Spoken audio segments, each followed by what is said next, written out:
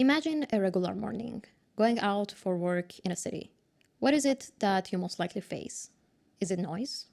Bad odors? Tension and anxiety?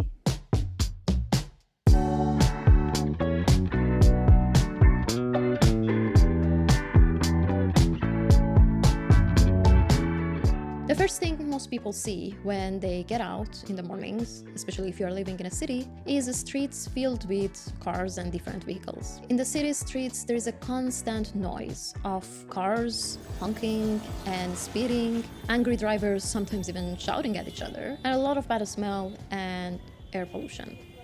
All of these can be really stressful, which can have a lot of effects on our physical and mental health. And an article published in the National Center for Biotechnology Information Advances talks about this. Research indicates that urban air, water, and noise pollution can have substantial effects on the mental health of urban populations. For example, living close to major streets or airports increases exposure to traffic noise and pollution and is associated with higher levels of stress and aggression. So what is the role of urban design in all of this?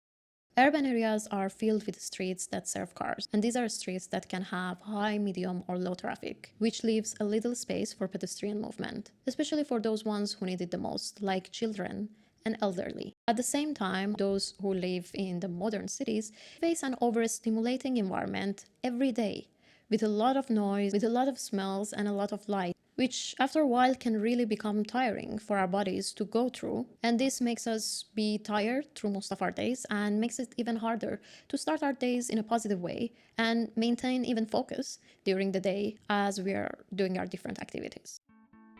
Now imagine a different scenario. Instead of a noisy, polluted street, imagine facing a calm, safe public space where people engage in different activities and talk to each other. Imagine all the extra spaces that there could be between the buildings, the trees, the resting spots, the calm. Having more safe pedestrian spaces and more walkable neighborhoods is not a utopian idea. It is something that is already done in some cities, and it can be further explored by urban design. A concrete example is the city of Barcelona in Spain. The initial idea in Barcelona came as a solution to the air pollution that the city was facing almost a decade ago. To address this issue, the city developed an urban mobility plan, part of which was the concept of superblocks. The superblocks are low traffic or pedestrianized blocks of buildings in the city center, aiming to minimize car movement.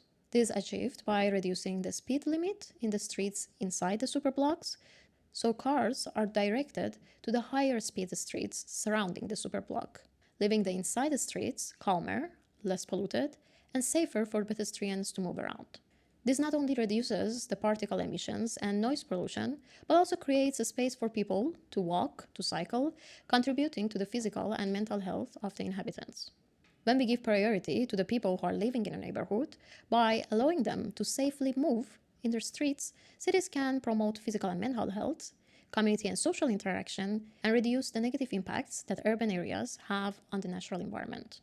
According to the Health on Streets project by Barcelona Public Health Agency, Barcelona's superblocks are having a positive effect on the health and well-being of their local residents and users. They are generally perceived as a gain in well-being, tranquility, sound quality, noise reduction, pollution reduction, and social interaction and mobility. Of course, it is important to mention that the urban grid of Barcelona that was developed in the 19th century enabled superblocks designs to be more clear and have a more regular shape, and of course in an easier way to be planned. But this could be a challenge for urban designers in any cities to come up with innovative ideas that can apply to different types of urban environments, different types of cities and countries around the world, and for citizens to get involved and actively participate in the decision-making processes for the formation of their living environment and use their creativity for suggesting some solutions. So, do you want to make a change in your city design? Search for participatory projects happening in your city.